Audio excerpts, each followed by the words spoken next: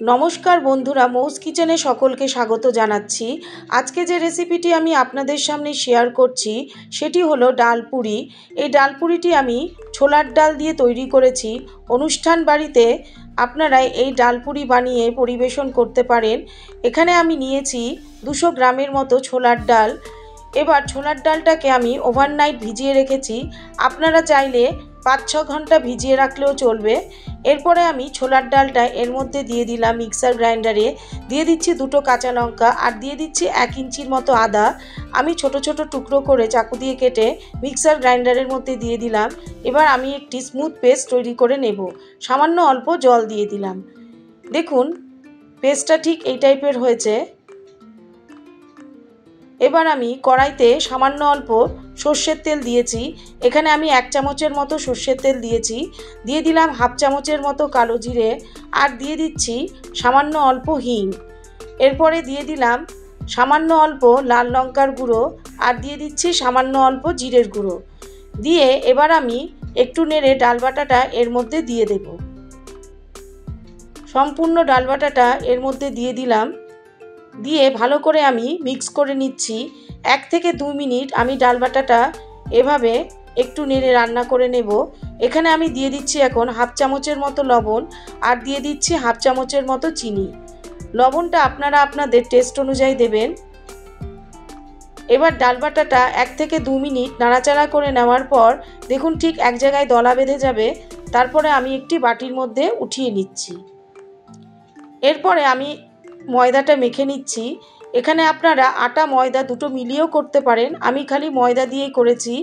এখানে আমি নিয়েছি 250 গ্রামের মতো ময়দা। দিয়ে দিলাম সামান্য অল্প লবণ আর দিয়ে দিচ্ছি সামান্য অল্প তেল। এখানে আমি 2 চামচের মতো তেল দিলাম। দিয়ে আমি ময়মটা মেখে নিচ্ছি। এভাবে ভালো করে ময়মটা হয়ে যাওয়ার পর অল্প অল্প জল দিয়ে আমি ময়দাটাকে মেখে নিলাম। এই ডালপুরি আলুর দমের সাথে খেতে বেশ ভালো লাগে। এইভাবে অল্প অল্প জল দিয়ে আমি এই ময়দাটাকে মেখে নিচ্ছি। নিরামিষ দিনে আপনারা অবশ্যই এই ডালপুরি বানিয়ে খেতে পারেন।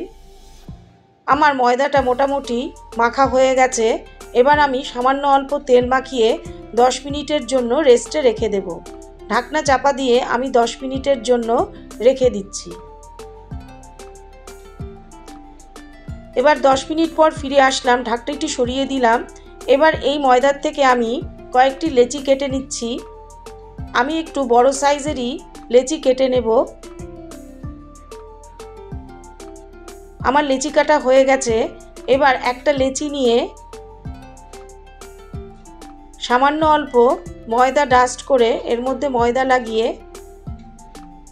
এরপর আমি গোল করে এইভাবে ডালের পুরটা এর মধ্যে ভরে দেব।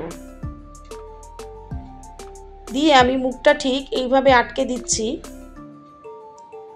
এরপরে আমি আবার সামান্য একটু ময়দা ডাস্ট করে নেব। নিয়ে এবার আমি লুচির থেকে একটু বড় সাইজের শেপ দেব। এবার আমি রোলিং পিনের সাহায্যে এইভাবে আমি গোল করে নিচ্ছি। কড়াইতে আমি গরম তেল বসিয়ে দিয়েছি। এভাবে গোল করা হয়ে গেলে এবার গরম তেলের মধ্যে আমি এক এক করে ডালপুরিগুলো ভেজে নেব।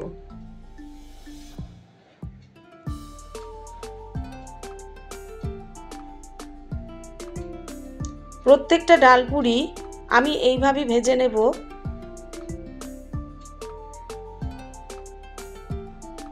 মিডিয়াম টু লো ফ্লেমে আমি এইভাবে আস্তে ধীরে ডালপুরিগুলোকে ভেজে নিচ্ছি।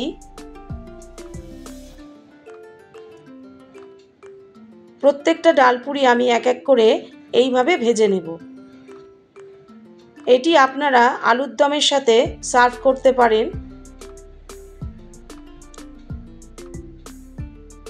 ডালপুরিগুলো আমার মোটামুটি ভাজা হয়ে গেছে। এই রেসিপিটি দেখার জন্য ধন্যবাদ। দেখুন আমি একটা ছিঁড়ে আপনাদেরকে দেখাচ্ছি।